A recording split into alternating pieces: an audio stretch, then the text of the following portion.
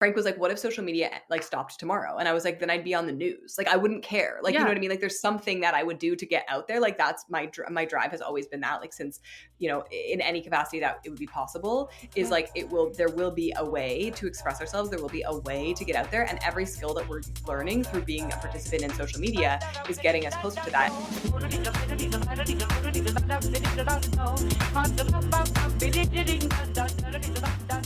Hi, I'm the clothes you left in your suitcase from the last time you went on vacation, Phoebe.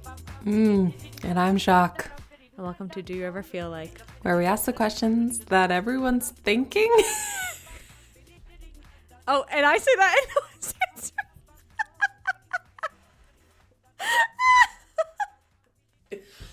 I will have you know that at Phoebe's birthday party, oh yeah, we nailed it for the people.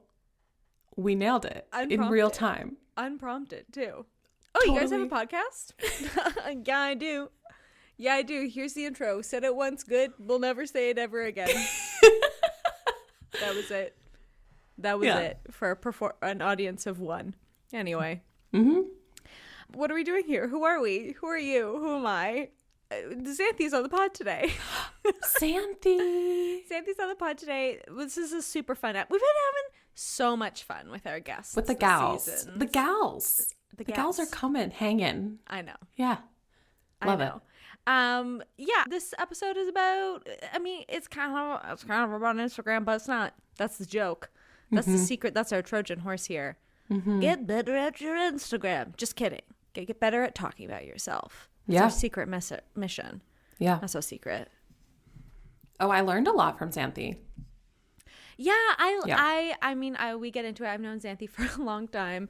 Bopping around town together. I feel like Xanthe and I have known each other in many different past lives, so to speak. So it's nice to catch up in this one. But yeah, we learned a lot and we had fun. And I just think that's the point. You know, and everything, that's like what I keep saying to you this week. I want to have fun. I want to have fun. I want to have fun. So if you want to have fun, listen to this pod. Yeah. If you want also just some quality how to be a person on social media content, Xanthe's newsletters are solid. Yeah. I really like them. They're really great. They're a good read. We talk a lot about talking about yourself and we talk a lot about being online, but really the skills of the quote unquote, the skills of being online. There's the skills of being a gal on the town yapping. Yeah. And that's one of my favorite things to do. That's how I know Xanthe, from being gals on the town yapping. And it's a fun one. If you're like, I want to yap more. And actually, you know what? I don't even think, sometimes I feel like, well, it's two-pronged. I think sometimes the desire is I want to yap more, or it's like, I feel like I should be yapping more. I'm not.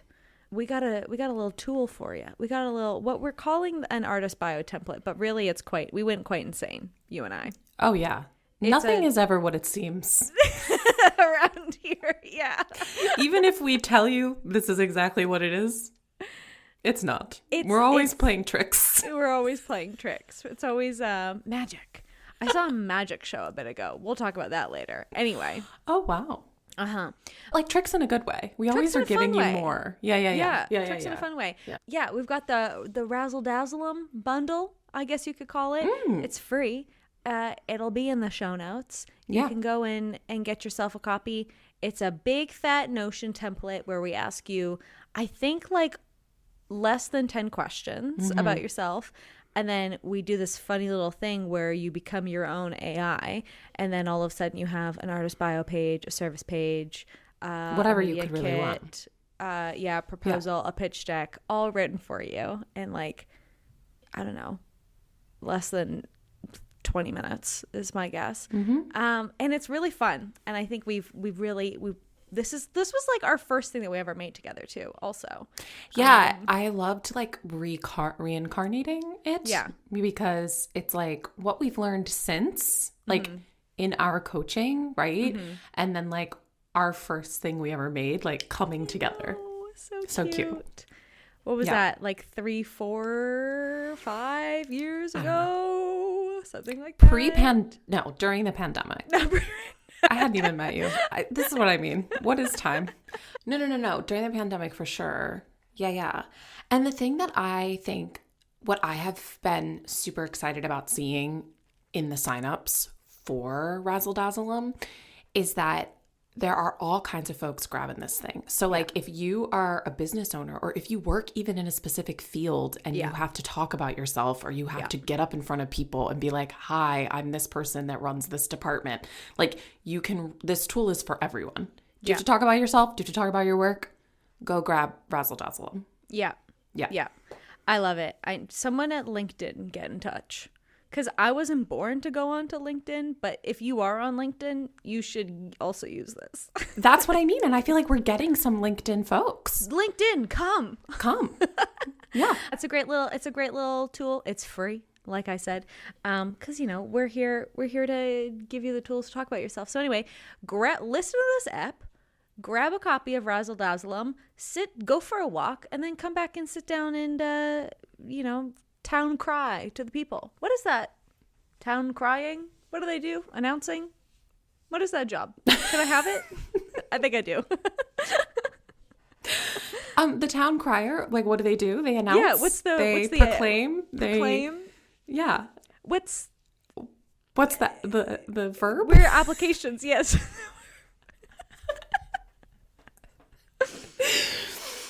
I don't know what I do here. I just show up, okay? So I'm doing that. I think I'm doing it right now. I think I'm town crying right now. Oh my God, there's so many things town crying. My brain is going crazy. Okay, Xanthe, come out. Interrupt us, okay, Xanthe. Please welcome to the stage, Xanthe Appleyard. Okay, you know what I do, though? We introduce people twice, so I'm just going to go. Please welcome to the stage, me introducing Xanthe to the stage. Oh, okay, great. There we go. All right, enjoy. Bye. Today on the podcast, we have designer, social media expert, podcaster, content coach, marketing strategist, expat, a dog mom, a quitter, a pivoter, whatever word you want to use there, a wine shop gal, a professional partier of sorts, a deck lunch connoisseur, a host, a Pilateser, a morning walk, really slay morning walker. Welcome to the stage, Xanthe Appleyard. Yay! Oh my god, I'm weeping. That was perfect. Oh, I'm glad. Is there anything I missed in there? Anything that you No, but I'm crying. What, deck lunch connoisseur? Yeah, I really like that one. Yeah. I really like that one. I mean, I really okay, like that so one. I think it's Alfresco diner, I would say. For real. Yes. No, I do. Truly. I do. A meal outside. I knew exactly what you meant. That's the funny thing. Like as soon as you said it, I was like, oh yeah. No, that's me, right? 100%. Yeah, that is me. Yeah, exactly. It's funny. I know you're like, you don't, and it was actually really funny because I think you had just posted about this the other day. Like, I know you don't keep an Instagram highlight, and I was like quite pissed about it because I was like, ugh, like I need to check what has been historically for lunch. I was trying to get more specific, but anyway, I was going on memory there. My lunches are a little bit rogue. Mm-hmm. Yeah, but my lunches are rogue. My breakfasts are always the exact same, but my lunches What's get a for little breakfast? bit crazy. For breakfast every single day, arugula, a slice of like sourdough toast or like bread, like a fresh bread with a toast with a little butter, and a fried egg over easy, maybe two. Hell yeah. There's nothing better than a fried egg if you're gonna eat an egg. If you're gonna eat an I egg, believe that to be true. I'm mostly vegan until it comes to like a fresh egg, but it gets a little, I can't believe this is how we're starting the pod. Yes, I can. As I'm explaining, like there's no rules here. But like if I'm the only one in our house that eats eggs. So if like we have eggs, like I'm like, okay, I got to eat the eggs this week. And then it just becomes like this job where I'm like, I have to consume these eggs. So it gets kind of like college meal-y where I'm like, put an egg on it, just put an egg on it and it'll make it a meal. Okay, it's so funny that you say that. We have like a joke in the house that's like, put an egg on it. Like just throw an egg on there. It's it a started meal. when Yes.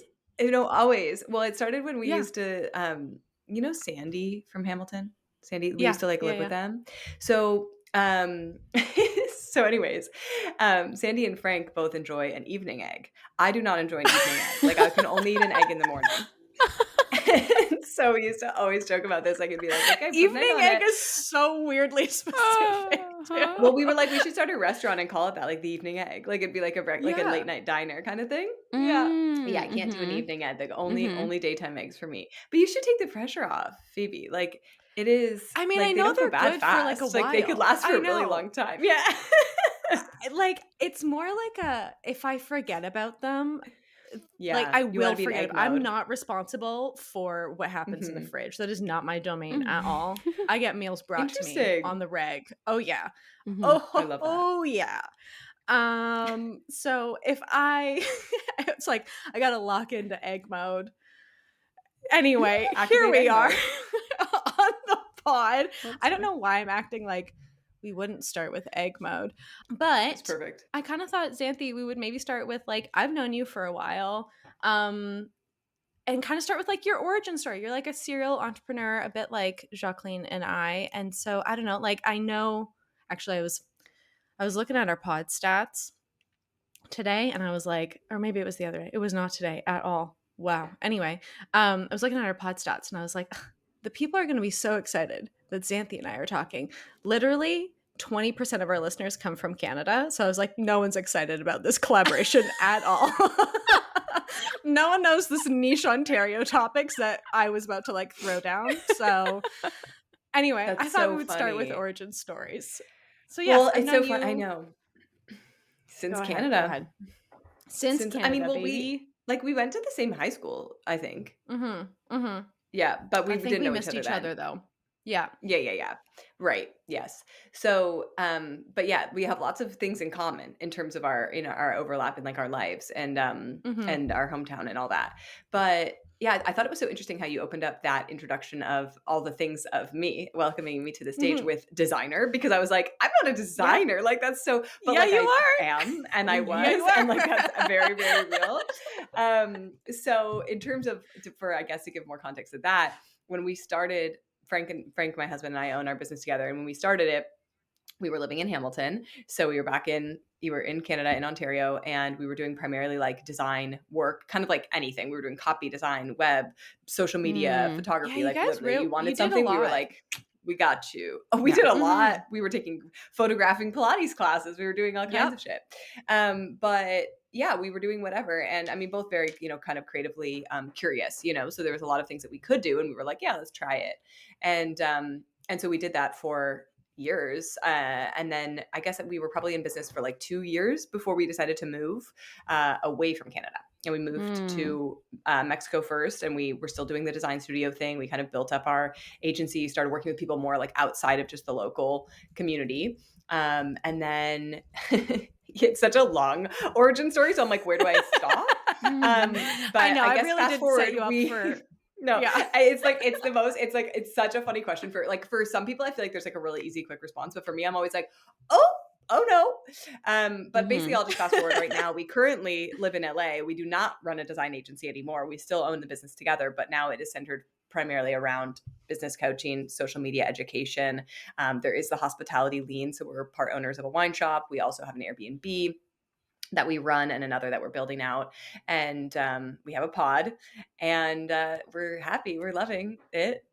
But that's point A to point B with like a bajillion steps along the way, obviously. Yeah, it's funny. When you had mentioned, I think you just like had said on the pod the other day, you're like, Oakville, Sarnia. And I was like, no one knows what these things are. No one knows what these things are. You have to have that like good old Southern Ontario lore, Well, I'm always like really surprised because it happens to me all the time when I'm like in like an Uber or something, like, or even like anywhere around the world. Like we're literally in Spain the other day, and I'm like talking to the Uber. We're like, yeah, we're from Canada. Like, oh, where in Canada? We're like, outside of Toronto. And he's like, I've been to Toronto, and like has all these like places that he knows. Like it's so funny, and it happens all the time. Like when we were living in Mexico, there was a guy that we worked with a lot there. Like he was doing a lot of work with us on our house, and he loved Canada. Was like so excited about it. Lived in Toronto for years. Ended up actually moving there. Now he like lives in Calgary full time, like, or not Calgary, but somewhere in the plains. And it's just interesting. Like I feel like we think that Canada is just like, meh, who knows? But people always have these like random references where they're like, oh, Niagara Falls, yeah. Yeah. It's super funny. Yeah, it is. I mean, I say that like, you know, obviously Jacques down in Philly, but we do a lot of work in Chicago quite a bit. And whenever we're there, Super cool.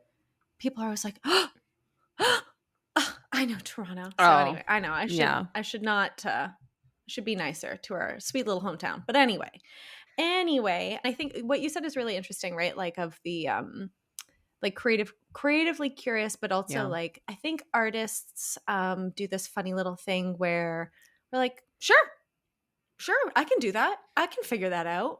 How, and like, I don't know, maybe like maybe like hindsight 2020 or something like that. But like, how did it feel then of like, I don't know, like I don't know, would you call yourself a multi-hyphenate, the like running around town, the doing a million things? Like, how did it feel then? Yeah, no, I know exactly kind of what you're saying. It's so interesting because I think a lot of creative people are very catch-all in the sense that like we literally can do a lot of things. Like I've designed my friends like wedding invitations. Like I wish I had a fucking list of everything that I literally created like over the time that I was just like saying yes to whatever. And even that started when I was like a kid. Like it wasn't like it was just with the business. Like that's always been part of the identity.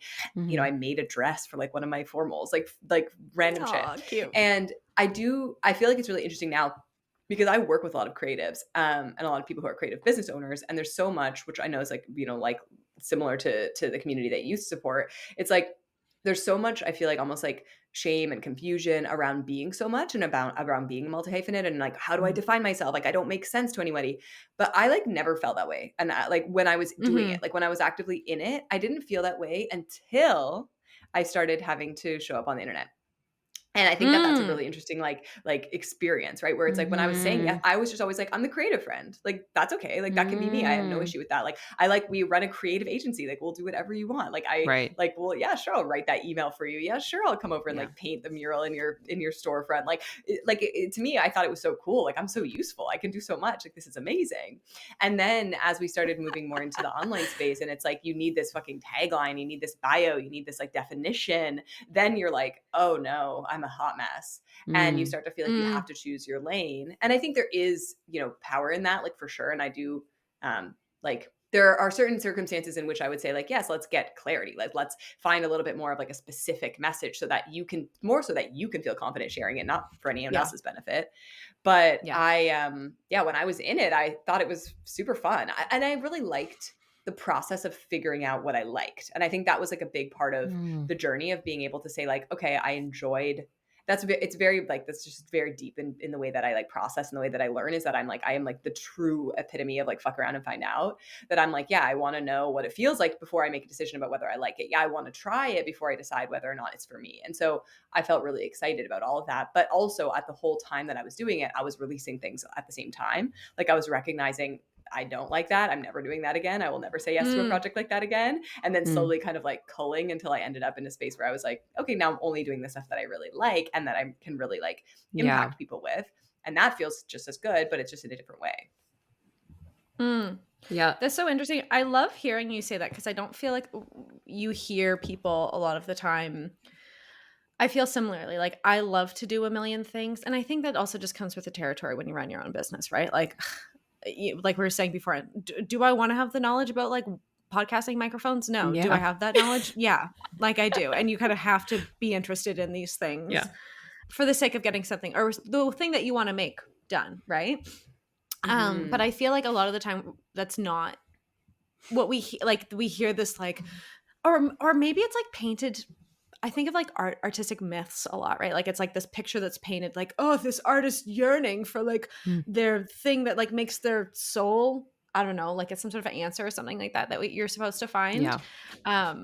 Because I think I like toggle between those two states very often of like, oh, I love this. Like on, you know, this week, it's been like a really design heavy week for us. And like, I don't know. Next week, what are we going to do next week, Jacqueline? Probably we don't even know yet. We don't even know who are they? I don't know who those people are next week. Yeah, I don't know exactly. who they are. Yeah, exactly. Yeah. And sometimes I love that, and sometimes I'm like, what the hell, you know? And I think it's, I don't know. Maybe it comes with the territory of it all, but I don't. Yeah.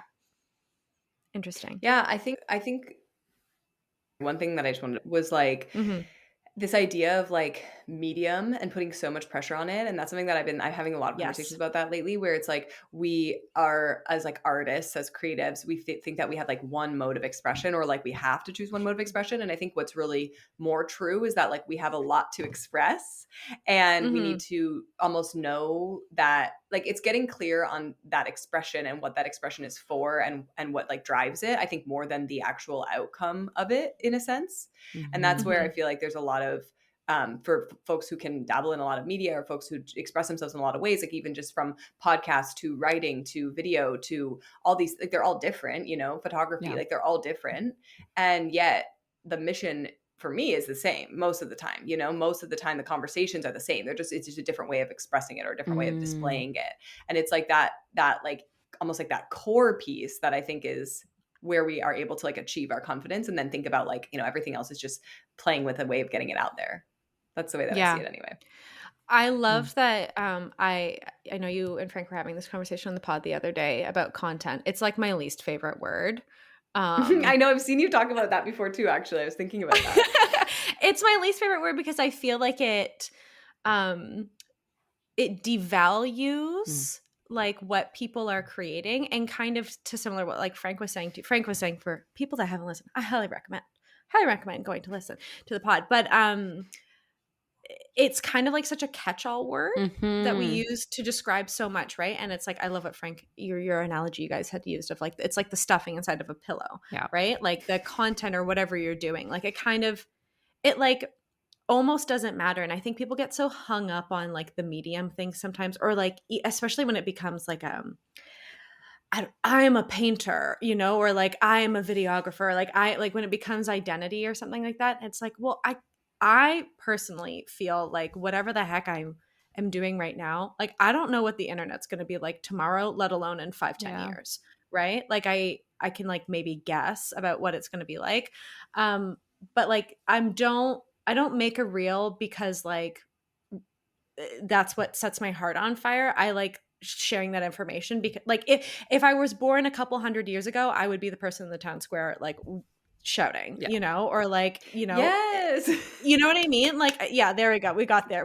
Like, it's not the medium isn't the thing that's like, that makes it cool. Like the stuff that you're like the actual words that are coming out of your mouth, like the message that you have to share, like that's so much more interesting. Yeah. You know what I mean? Yeah. It's not like what fucking podcast microphone I want to use, or like the marker or something like that. I feel like I like what you said about how like fucking around and finding out, right? Like feeling it out first, like try it this way, then try it this way, then try it this way, and then make a decision. And I think like the medium of the thing will come to us if we're willing to explore and try different things out, right? Like if we're willing to go, is this a video series? Is this a podcast? Is this a painting series? Is this a play? Is this a book? And if we like go down those different paths and explore, like one is probably going to be like, this is what I want it to be. It's going to like speak to us at some point more, you know? And then maybe that's the decision that you make to like continue with the project and like carry the thing home or charge money for it, because that's usually too like, right, like the big kind of question, right? It's like, how do I decide what of the many things that I'm good at to charge money for, you know? So like that's something that we encourage, you know, folks to do all the time, is like explore this idea, the words, the mission, the thing you care about, the values, like whatever the thing is, in all these different containers, and then see which one is probably going to speak to you, or some are going to be louder than others or whatever, right? And then take it from there. I really like that idea of like exploration, and I think you're a really good example of like, it'll be okay. Like, you know what I mean? Like, you'll be fine. You know? No, I say that. I totally like live by that. And I think what's so interesting about that, right, is it's like it's committing to the exploration, knowing that like every time you dive into something, that could be it, or you could get bored of it and move on, and like neither of those options are inherently good or bad. And I think that's the thing, is that a lot of people don't even try, because they're like, but what if I quit and then I look like a quitter, or what if I stop and then I look like, you know, flaky, or you know, there's so much of that like fear of looking like you can't commit, that you literally just don't commit at all. It's so interesting because I think that there's so many things that I never would have done if I hadn't arrived to them with the permission that I didn't have to do them forever, or that I would be able to get out of it. Like I'm always like entering every engagement with the permission that like I can cancel. Like I could get out of this. There's a way out. There's always a way out. Which sounds so funny, but it's not like I'm like trying to plan my escape. It's more just like it gives you the opportunity to like go all in, because you're like, yeah, I can go all in, but it's not a trap. Like there's nothing inherently scary about this trial other than that, like, look, I'm gonna do it, and maybe this is my life's work, and maybe I do it for a couple weeks and then I'm like moving on to the next thing. But either way, I'm still doing what is important to me, which is expression, or which is sharing, or which is like, you know, supporting people, like whatever that thing might be. It's like everything is just a vehicle to that mission, and the vehicle is allowed to change at any time. Like it's a little triathlon, like hop right out, go for a swim. Like you can, you're still going to the same destination, but you're just like taking different places, or taking different, you know, whatever. I lost the mode. You're just like, you're on your way. Swimming, then we're biking, then we're running, then we're like, I love that. That's you're on your way. Yeah, exactly. That's a really good comparison. Yeah. Yeah, I think people get so scared of and like, I don't know, rightfully so, right? Like it's fucking terrifying to be alive. Like just it's terrifying to be a human. But I think people get so scared of like, well, if it goes wrong and then I look like a failure, it's like, but sometimes like that's just an expensive lesson to learn. Like and going into stuff, like you were saying, Xanthe, like permission to quit, or just like, what if this is a hypothesis, you know, like what if this is an experiment? Like what information can I take from this thing? I think is so much more, I don't know. That's just like, that's just like more fun. That's just more cool. That just has more texture. That's just like 1,000 times more interesting. And also just as like somebody that interviews other people, that's a way more interesting story to listen to than like, and then I figured it out and I've done the same thing every single day. I also haven't met that person yet. So if you do exist, maybe I do want to talk to you. I don't know. Yeah. I mean, it would be very unique. Exactly. And I think all these like, I don't know, these like companies or whoever is out there saying it's not a hypothesis, but it's a fact. Like it's all a lie. Like really everything we're doing is like is a hypothesis. Like from if you are like making food in a kitchen and serving it to people, or if you're running a tech company or whatever, it's all like, I think if I do this plus this, then you'll get this. There's nothing that's like guaranteed, right? Yeah. No, interesting. Totally. And like to what you said, Phoebe, like everything is information, like, and we are always getting more information through action, and information is what like informs the next, you know, like we will kind of stay stagnant and in this almost like kind of freeze mode until we get more information. And I think there's such a it's just a beautiful gift to be able to take that I guess like risk. But like you said, like it is scary, and there is a lot to be said around that like it's going to be okay thing. It's like, well, a lot of us don't necessarily know that. Like I only know it's going to be okay because I made a lot of fucking errors, and now I'm like, oh, but they were fine. So I eventually got through it, you know? And so it's like everything is information, for better and for worse. So it is it's a process. Yeah. I think I literally just said this to a friend today. I was like, being self-employed is like just like every mean thought and like every insecurity that you've ever had in your entire life, you just deal with that every single day over and over and over again. And I think however many years, you know, into it, you just like, you're like, yeah, this is terrifying. Here we go. Yeah. You know, like, you know, foot on the gas pedal, like hands off the wheel, like let's fucking ride, baby. Like there is just like what's the word? What are people? Risk tolerance. People love to say the word risk tolerance, that you just, because you just build that muscle from like trying over and over and over again. I wanted to ask, because I think this is interesting, kind of this like transition of somebody who did a million things, was running around town I was on the other side of that camera too sometimes at the said Pilates studio. Anyway, person running around town to somebody who I think has really done like a very, I know it, people don't love to say it, I'm going to say it, you've niched down, you know, like how that kind of, I don't even necessarily think like, you know, the journey, whatever, you could like scroll back through the feed to see the journey. But I think like, what was the moment that felt like, okay, something needs to fucking change. Like this is not tenable any longer. Yeah, for sure. I mean, like, the candid response is like we weren't making any money. We had built like a business that was very successful, and the business was bringing in a lot of money, and we were not Yeah. keeping any of it because we had built Yeah. up a team. Our margins were shit. We were our project like management situation was just like out of control. Like so much scope creep. Like every second of my day was dedicated to business, and there was no dollar amount assigned to that time. Yeah. And so we built a business model honestly on a kind of a poor structure with a lot of hope. Like we built it from an informed place, and like everything that we really wanted to, like, we looked at it and we thought, oh, this is the model that we want. We think we can do this. Like, let's make it happen. And it, for all intents and purposes, we did make it happen. But there was some very like critical pieces of it. Mostly, I would say mostly realizing that I actually really didn't like being hands off. Like I liked being a part of the work. I liked being like working with clients directly. I liked being in the community. And what I loved the most was teaching people things. What I loved the most was sitting down on a call and being like, here's how we can do this. Here's how you can fix this. Here's how, actually like really troubleshooting, problem solving, which was always a part of my work, and expressing it online. So I would be spending hours a day on our social content, making $0 technically for that. You know what I mean? Like that was just like it was a money-making activity by proxy because it was marketing, but it was not what I was supposed to be doing with my time. Let's just say. So I would be kind of like fucking myself over with timelines and things like that too, because I was like, oh yeah. Like I'm very much of the type, which I think this is something that I really am passionate about, is that like we cannot deliver our best to our clients unless we have like scratched our own creative itch first. And before even I was willing to like accept that, it was just happening anyways. Like I was like, I'm not starting that design work until I have accomplished this thing that I need to accomplish for myself, which is to create this social media post or to share this thing or to, dive into this conversation with a friend who's asking me something or whatever it was. Yeah. And so it was like I was constantly following this thread, and it was like really derailing everything else that needed to happen. And so I was kind of starting to think about like, I mean, first of all, we were just like, this isn't sustainable. Like we need to figure out how to restructure the business.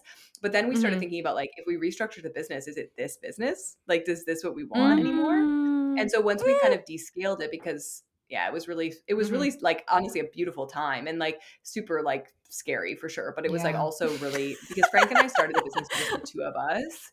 And so what we basically did, we started the business, the two of us, then we built up a team. Then we realized, shit, we need to like really rethink this. We can't be putting everyone else at risk while we figure out what the fuck we want to do. And so we asked everyone to step down, basically. Like we were like, we'll phase everyone out. Like we'll fulfill projects, contracts, whatever. And then, you'll be on your way. So we had a pretty long runway for them, which was I'm really very proud of how that worked out with the team. Like we had just such a great team. Like it was it's one of those things where it's so sad because it was like all the pieces were in place in such a beautiful way, but it just wasn't right. Like it just wasn't aligned. And so we kind of like stepped back, kind of peeled back the layers. And then it was just me and Frank again. And then we were like, okay, well, if it's just us now, it's almost like we know too much. Like we can't go back to how it was. Because it had been a really long time since I had been designing every day. It had been a really long time since we had been like fulfilling our work in the way that we had been. And so it was just like, what do I really want to do with my time? I want to teach people. I want to support people. I want to be in conversation with people. I want to be creating a lot of content. Like I want that to be a big part of what I do, and not as a content creator, but just because like for the love of the community, for the love of showing up, for the love of sharing. And we just started thinking about like, what are the threads? What are the through lines that have always been here? And interestingly enough, it's been marketing. It's been social media. It's been helping people show up. It's been community. Like that has been always the biggest piece of the puzzle for us. Like I started managing I managed a social media account for a bakery that was like around the corner from my like university job, just like because Instagram was invented and they were like, how do we do this? And I was like, I'll figure it out. So it's funny because it's like these little things that I did for a really long time that I always really enjoyed and didn't really know what to do about that. Like I wasn't really thinking that much of it at the time, because there was also a lot of things like within marketing. This is kind of a tangent, but if you'll recall, within like the 2020, et cetera, the even before that, like what we thought marketing was, or what we thought online marketing was running other people's social media accounts. Like, so I did do that for a long time. Like I ran a lot of accounts and I liked it, but it didn't feel like I had the like it was very like it's very execution oriented task, like we would kind of put forward the strategy, but then we would execute and then we'd roll it out. And as the landscape started to change, I actually realized that like I no longer really believed in people outsourcing their social media management. So I didn't want to be the person that was selling that as a product, and so we phased that out. And then now we're kind of backtracking and starting to think about like, okay, if we're getting back into marketing and social media and this kind of content world, let's say, what is that going to look like? And I just realized like I want to teach people how to build a community like in the way that I have and also in the way that I know is so critical for their businesses. And kind of started with that. And we just started pulling out like, okay, how does that happen? What's next? Where do things go? And Frank kind of took a back behind the scenes role more so in the business, which he much preferred. He wasn't super it wasn't what he was required to be doing was not super like in alignment with his skills and interests and passions at the time. And so we just made the switch, and it was like, it was really weird. It was like a really weird moment of just being like, we have no idea where our next project's coming from, what it's even going to be. And we kind of just embraced this limbo of like, if anyone came to us for anything that was like marketing related, we were like, we'll say yes to that. So we did a lot of like stuff that is not like currently on our menu, you know what I mean? But it was just kind of like, oh, you want a strategy for this? Sure. Oh, you want to you want to have a call for this? Sure. Oh, you want me to film some footage for your Pilates studio? Sure. It's always with the fucking Pilates, right? And so it just sort of built back up, and now here we are. This episode is brought to you by the Do You Ever Academy. We are currently enrolling for our 2025. I was about to say 2024. Whenever I goof up like that, I always go in my head, wickedly talented adult disease. Anyway, we're currently enrolling for our winter 2025 class outside cohort. The world needs your art now more than ever. Like now more than ever, for real. We know your creative process is your secret superpower that will unlock your confidence to show up for your art and share it with the world. Let's uncover what your creative process can do for you so you can create, launch, promote, pitch, audition, share while honoring yourself, your pace, your secret recipe, and showing up confidently. Showing up as the beautiful artist you are will create the change you want to see in the world. Class Outside is 3 months of coaching plus a retreat in the beautiful Hudson Valley. We are heading to a lovely cabin in the woods.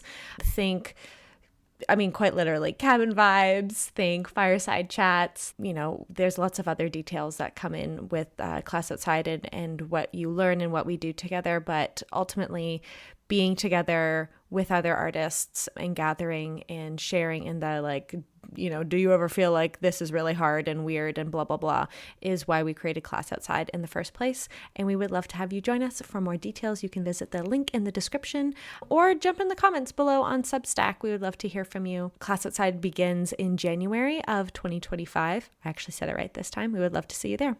Okay, back to the episode. Yeah.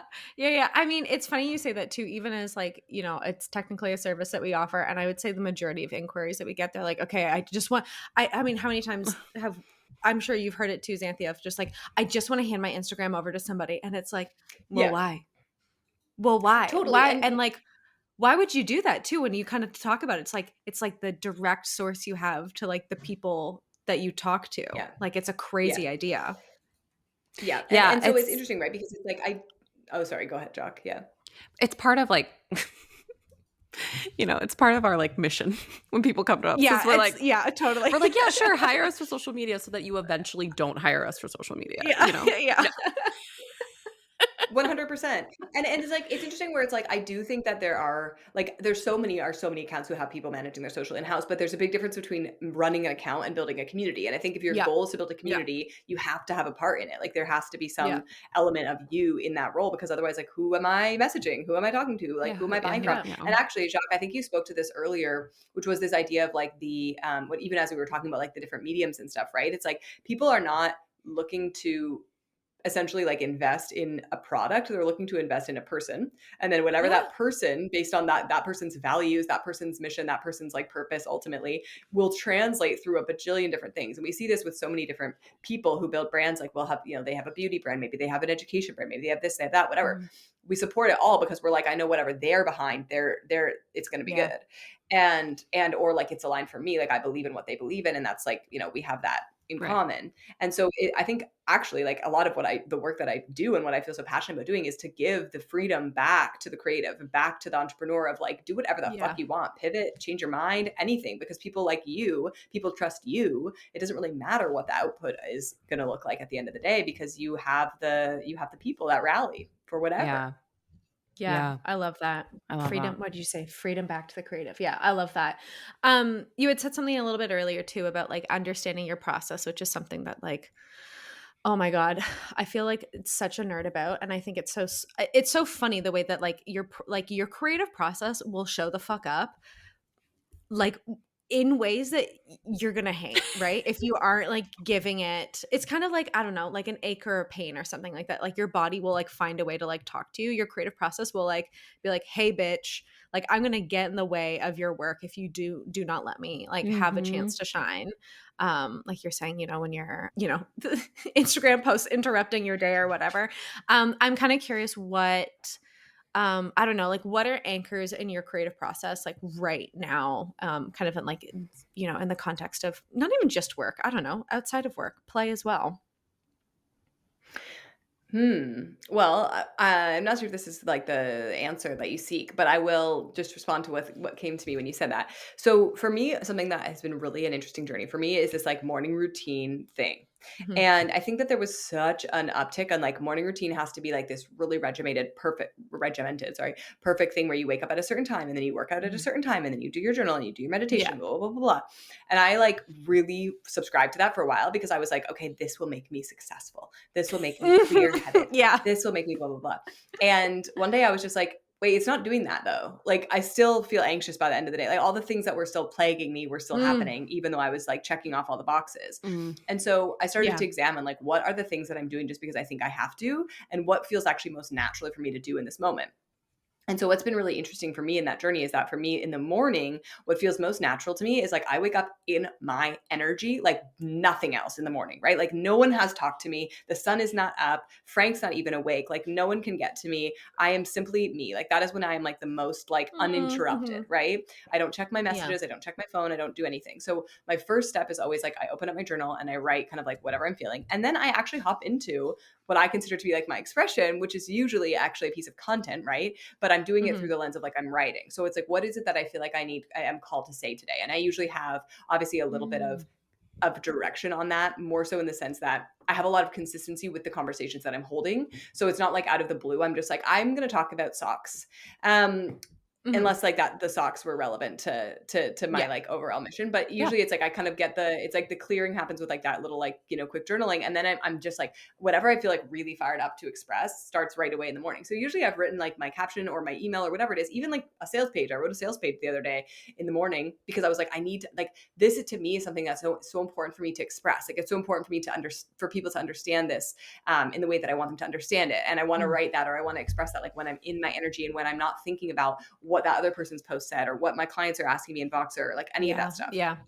And so I kind of like before 8 a.m. and like have expressed like a lot of this stuff in some kind of capacity. Usually I don't post it. Usually it doesn't go anywhere at that time. And then I just like put it down and go for a walk. And that's like kind of like that's my example of like my creative like clearing, in the sense that I always feel like I've given myself something no matter what the rest of the day goes. That's totally processed. That's totally an answer to that question. Yeah. Oh, I feel you. Yeah. I feel like we are similar in that way. But mine is like reversed in some weird ways. Like I feel like I can do what I need to do for other people first, almost. Like I'm like, okay, I have like the energy in the morning to like get the things done that other people need. And then by like Phoebe will tell you at like 3:00, I'm like, it's my time. Everyone go away. Yeah. You know what I mean? Like, it's like, I'm like, I can't. And so I think knowing these things are so important because then you can build them into your day. Like you're saying, like, I'm sure Frank knows like that when you get up, that's like your time, right? You have other people in your life, you have your collaborators, you have people understanding, how you want to work and how you want to be. It's really important. Yeah. So true. So true. And yeah. And what's so interesting with that is like, I've noticed as well I can like recreate that dynamic a lot of times throughout the day if I need to. So for example, like if I am like in my, I love that. So, like, that's so interesting. Yeah. Well, so it's really interesting because so I used to think like, oh my gosh, my creativity is a finite resource. And similarly, I would wake up and I would do as much client work as I could in the morning. This was more so when I was doing like done for you stuff. Communication with clients is so different because it's like, I'm literally inviting their energy into my world and we're having conversations. And like the minute that starts happening, like it's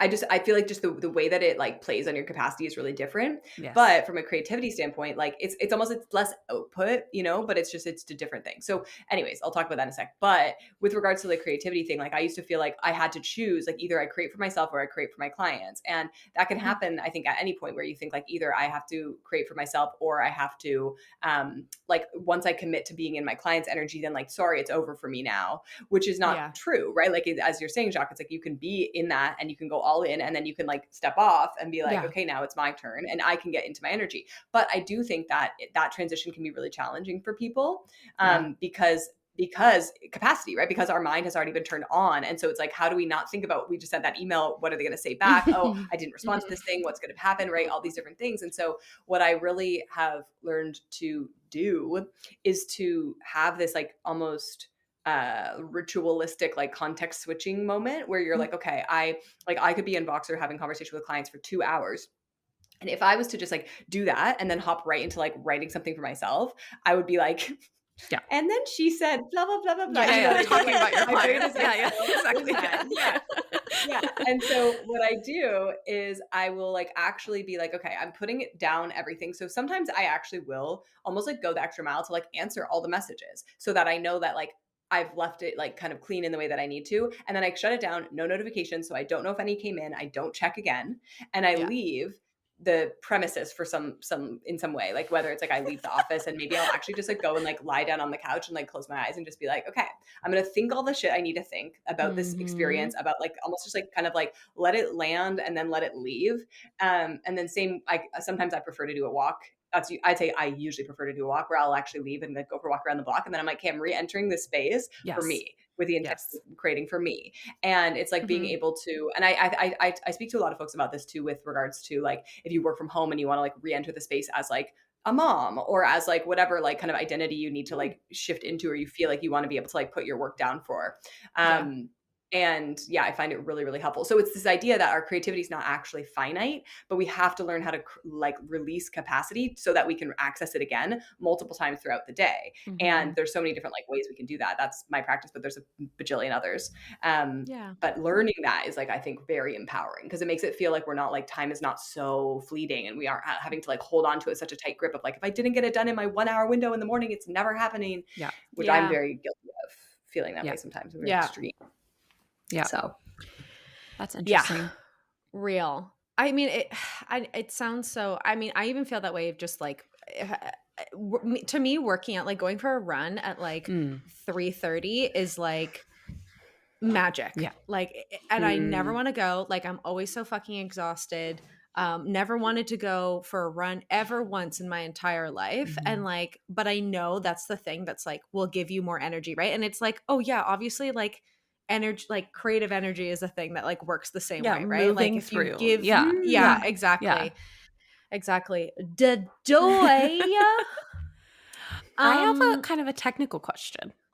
So content, okay, if we're saying that we're niching into the content realm, something that we hear a lot, Mr. Business niching into the content realm, whatever, I don't even know, right? We're talking about content.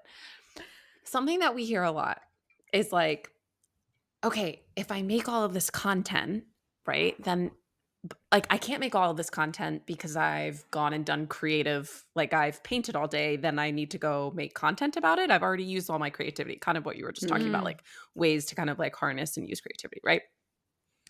But if I start making content all the time, then I'm a content creator. And so can you tell us the difference between someone who is a content creator and someone who creates content? Because those are different things. Well, I mean, yeah. And I think like this is where it's like, okay, semantics, like technical, like when someone says I'm a content creator, what they mean is I make money from my content. Like my content is my business. Like I create, and when I say that, it's not like my content supports my business. It's like my content is a commodity. So like I am, my post is worth money. Like this reel costs a brand $500 for me to create it. So I am a content creator by way of the fact that like I am a commissioned content creator. Right. Okay. And so I think that's what, that's the distinction. Obviously other words for that might be like influencer, might be like UGC, might be like, you know, even like social media manager, right? Like all those things could potentially fall under that category.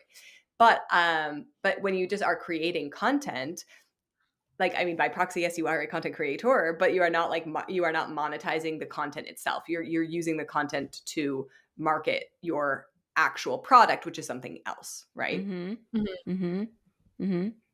I feel like with artists, like we're constantly trying to be like, okay, like it's almost like, oh, if I care about social media in any way, shape, or form, that makes me this type of person. That makes me a type of content creator. That makes me an influencer. And this influencer or content creator, I've decided is this person, right?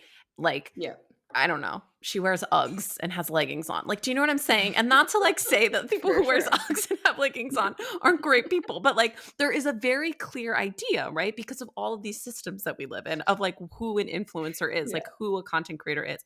And so like I feel like we find that like tension all the time of like, oh, it's not so much even about understanding that you're making content that supports your art or supports your business. It's like, I don't want to become that person, right? That person that's the influencer or that is obsessed with, you know, engagement or that is like whatever. I don't want to be that person is really what we feel like our clients are saying, right? Can you speak to you? 100%. Do you know what I'm saying here? Are you? Totally. Yeah. Totally. I mean, there is this mass rejection of like what I think people believe to be a very selfish persona, like a very like self-involved persona where it's like, I think that my life is so interesting and important that like I can literally just show up as that and then make money from it. And I think that like, I mean, to be honest, when you say that, I'm like, that sounds pretty dope. But I think that there's like a bit of a, like, I mean, honestly, I think that sometimes it comes, and I say this with the folks I work with as well. Like, I think there's a little bit of envy where it's like, I wish that I felt that my life was that important. I wish that I felt like the things that I could share were like going to be received by people in that way. And I didn't have to prove myself so hard, right? Like there's so much going on there. But I think really what is interesting to me is the purpose behind what you are creating and what you are sharing. And I think that actually what I've noticed is it's really difficult to create for the sake of growth. Like it's really difficult to create for the sake of reach, right? For the sake of like, I'm going to create this so that all these people see it, or I'm going to create this so that I get all these followers, or I'm going to create. And then also side note, like other way, it's also very challenging to create with solely the purpose of making money. So I'm going to create this and I'm going to make $1,000 from it. Or I'm going to create this and I'm going to make 1,800 sales.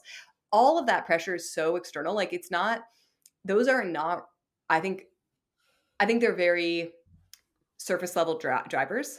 I think when we actually think deeper about what we really desire, it's not money and it's not extra people. It's more about belonging, community, acceptance, for people to see and appreciate our art, for people to understand what we're trying to say, for people to engage in a dialogue with us, for people to like be willing to go there with us, like be willing to like say the weird, freaky thing or to have that conversation that we haven't been able to have with our friends and our peers and, you know, these people maybe who just don't kind of like get us or see us in that way.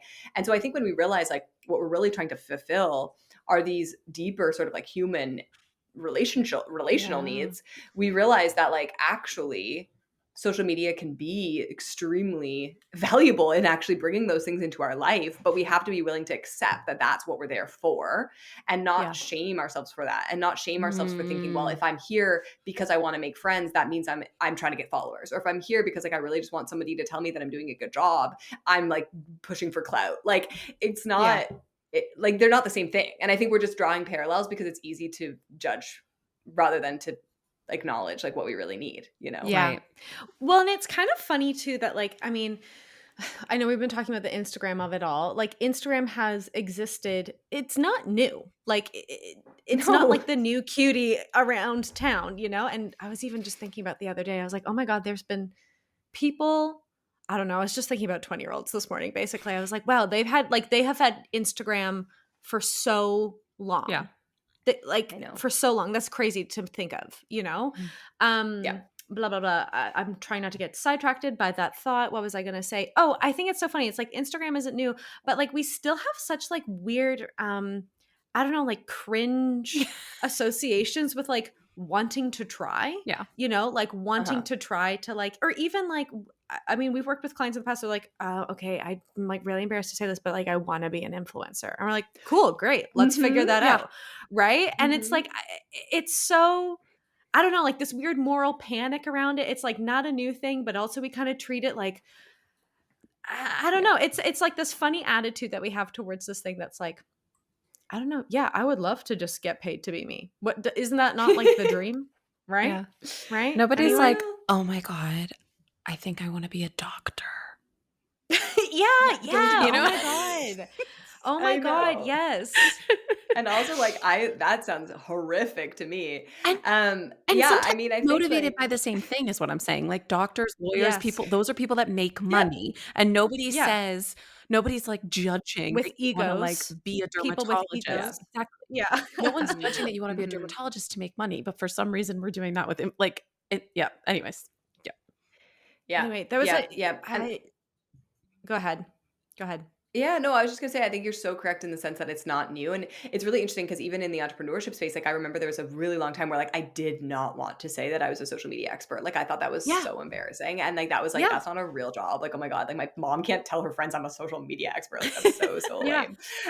You know, and it's like, and it's just because it was new, but it's also like now I look at it and I'm like, first of all, that's not new. Second of all, that's like a really, really, it's the thing that is like the most confusing to people on earth.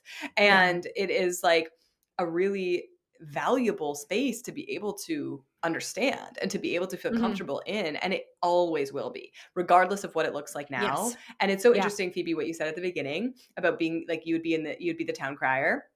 Yeah. Like that's exactly how I feel. Like Frank was like, what if social media like stopped tomorrow? And I was like, then I'd be on the news. Like I wouldn't care. Like, you know what I mean? Like there's something that I would do to get out there. Like that's my drive has always been that, like, since, you know, in any capacity that it would be possible is like, there will be a way to express ourselves. There will be a way to get out there. And every skill that we're learning through being a participant in social media is getting us closer to that. And I would say that like a lot of these content creators have a massively like upper hand in building out any company from the ground up from now on because they have the skill of content creation, which is the thing that is like a lot of business owners grapple with from the get-go. So I think that if we think of it that way and we think of it like social media is a skill building playground, it's a relationship building playground, it's a place where you can learn a lot, right? There's a lot of information and not learn from other people, but like learn from trying, right? Like you can get so much feedback on not only from like the outer, like you can get feedback when you share something and you can see like, oh, people liked that, whatever, that's great.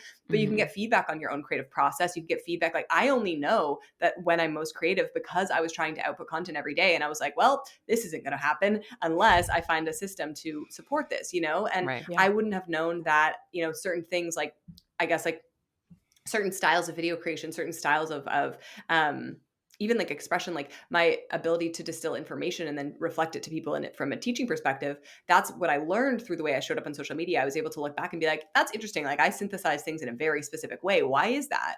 And how can I leverage that in the future? Oh, maybe I'll build a course like that. Maybe I will, you know, like look into writing for print media in that way. Like what are the ways that I can leverage what I've learned about myself because I had this free platform to do that on.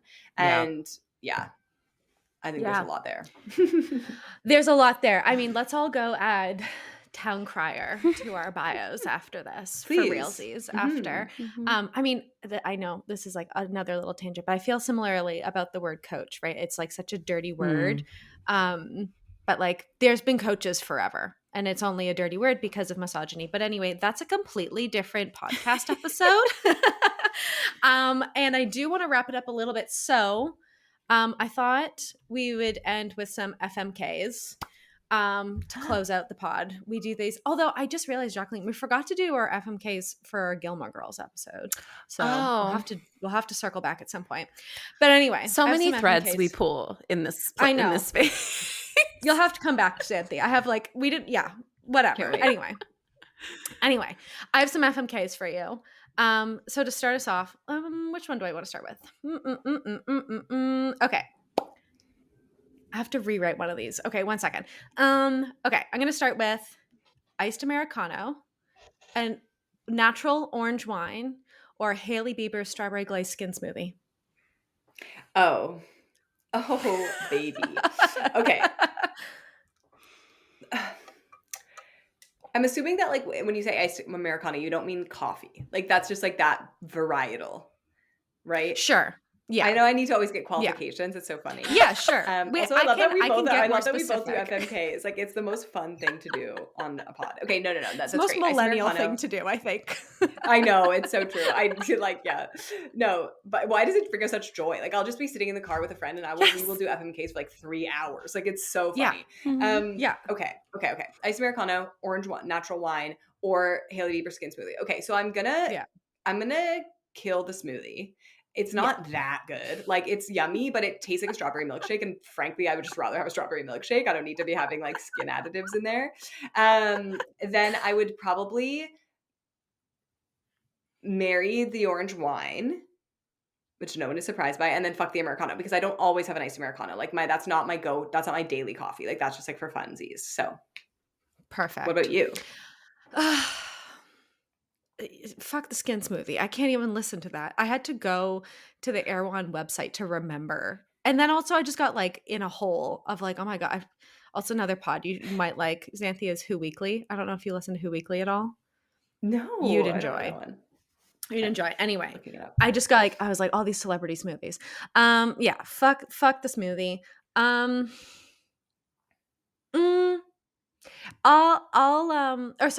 Kill the smoothie. I'll fuck an orange wine because I'm not much of a drinker anymore, but I do love to hold a wine glass still. That's valid. Which is a whole other thing. Yeah. Performance. You love a performance. I love a performance. Yeah. I love about 3 sips of a glass of wine. And then I'll marry a nice Americano, but I'm gonna make it an iced oat latte. Instead. That's not the same. You just switched it. Yeah. You actually just killed the iced Americano as well and added a new option. We love that. We love that. Yeah, I took my own game and I changed the rules. We love that. Yeah. That was perfect. Jacqueline.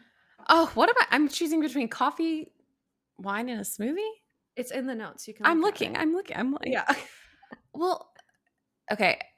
I mean, you made it so general, like it's way harder. Coffee, wine, or smoothies. Like, whoa. Yeah. To be totally honest, I don't know what this Hailey Bieber nonsense is. So I love that. I love that. Killing that. We're collectively murdering that.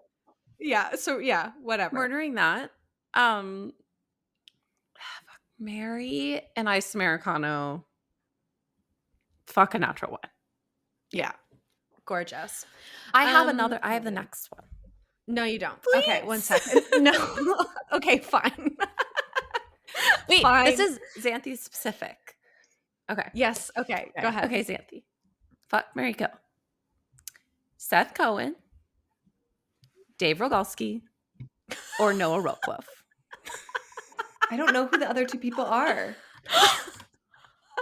Okay. I only know who Seth Cohen is. Okay, well then clearly these are Adam Brody characters.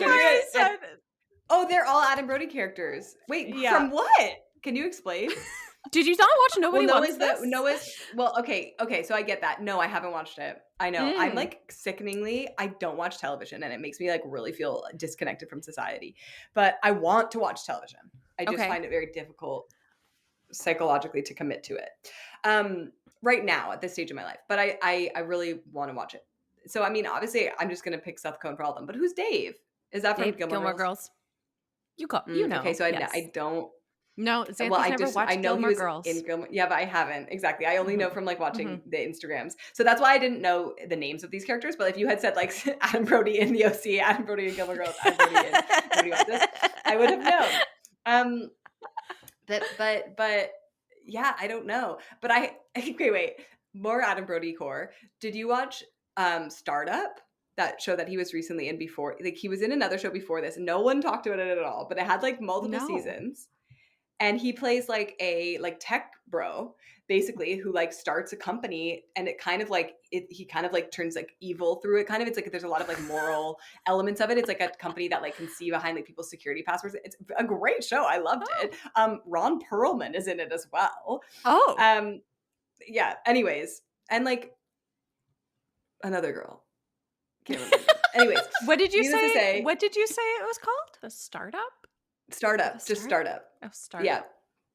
Just Startup. Yeah. I'm on his IMDb right now, and it's like not there. Really? is really Did I make that up? funny. Imagine. No, start up. Adam Brody. Oh, damn. From Brody. when? This is What quality year? content. Yeah. Oh, I see it. Yeah, I see it. I see it. Startup. I see it. All I see one it. word. Yeah. Startup. Yeah, they had 4 seasons. That's so crazy. So long. That's so many seasons. That's as many as the OC had. Fun fact. But yes. Okay, sorry. And then I was going to say, do you remember the movie Grind, the skateboard movie with Adam Brody in it? Okay, Oh my God, maybe we're talking to a too real young. Adam Brody stan here, like a real. Mhm. Well, I know. This is what I'm saying. Yeah, So anyways, that's all I wanted. all I of just that. wanted that. That's Mary all I wanted. Seth I just Cohen. wanted the obsessive spiral. That's literally all I wanted. Yeah. That's it. Perfect. So marry Sandy Cohen, fuck Seth Cohen, and we're killing geeky. Sorry. Yeah. Great. Okay, this is great. It's so ridiculous. The second I saw Dave in there, I was like, no, whatever. Anyway, what's his name? Noah Rocklove? Mhm. No, I haven't watched it yet. Have you watched it? Me? No. Yeah. No. No, you couldn't pay me to watch that. I just know that the I've OC heard it's people of the world amazing. have opinions. That's all. Like, no, right? I've heard it's so good. Like everyone is obsessed with it. Yeah. It's like one of Okay. those things that I haven't seen a single bad review. Like I haven't seen a single person say they didn't like it. You know, Which is I'm just crazy. a contrarian. I just like every time it shows up on my Netflix, I'm like, no, I don't want to see it. I don't like. Well, I get that because remove sometimes it it's from too it's like too popular. You're like, yeah, I don't trust this anymore. I have to be on the alt. Yeah, and it's like you don't even need to watch something sometimes to like participate. That's in a bit how I feel. Exactly. That's a bit how I feel. Yeah, it's almost like it lost its allure to me because now I'm like everyone. I felt that way about that show One Day. Did you guys watch that one? It also just had like a really like Netflix what's his wild face? moment. The British guy. Yeah, the British guy. Leo. You know who I thought that think. was?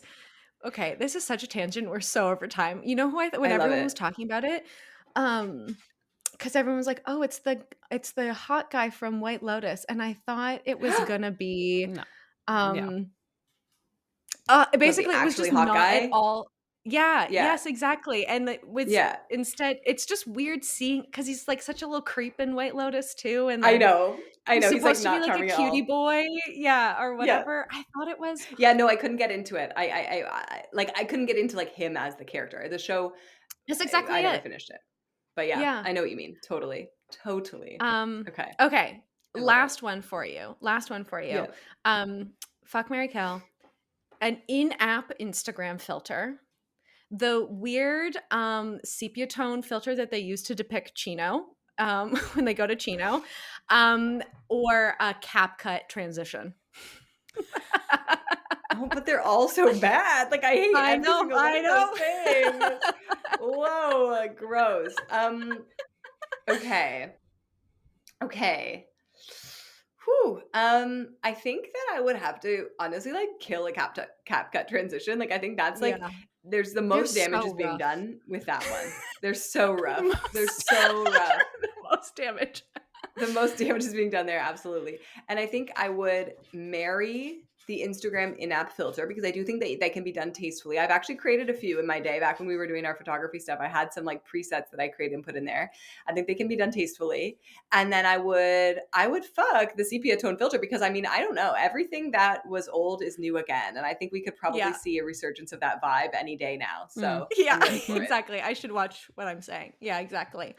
I think I would kill the CapCut transition because it's really jarring when you accidentally hit add transition and you're like, whoa. Jump scare. Whoa. Jump scare for real. I think I would fuck there's you know what? There's one in-app and you know honestly like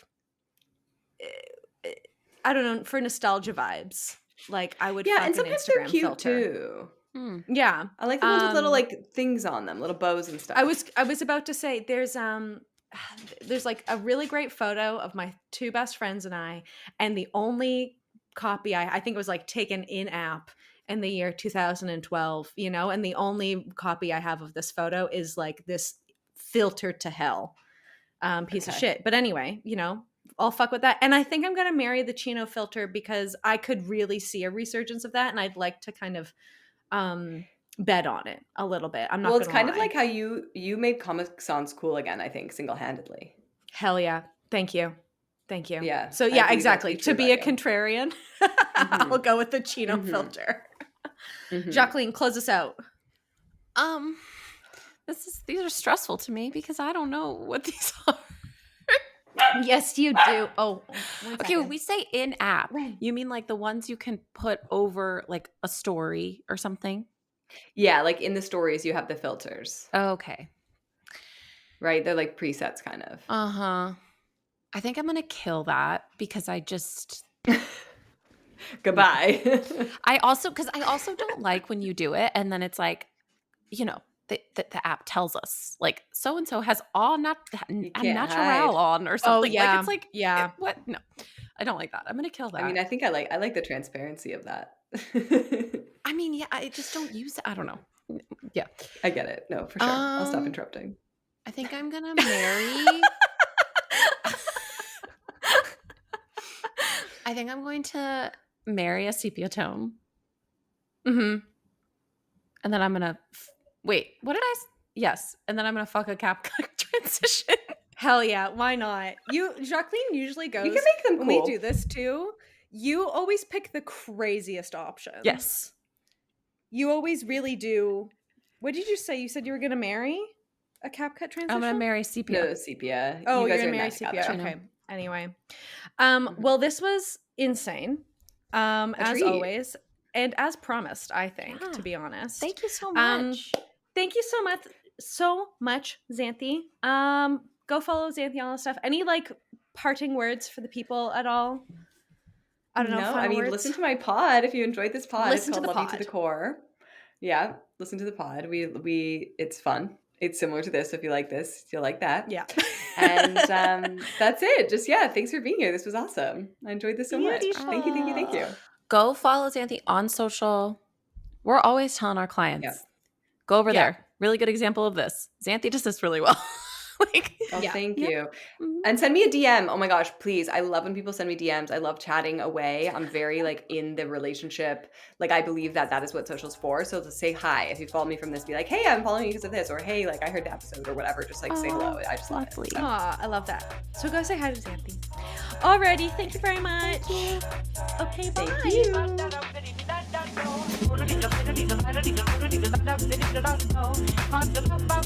Thank you for listening to Do You Ever Feel Like, a podcast from Do You Ever Media. Follow this chaos wherever you get your pods. Our artwork is by Simon Pang. You can write us at doyoueverpod@gmail.com. Learn more about our work at doyouevermedia.com. Or by following us at Do You Ever Media. Okay, bye! Okay, bye!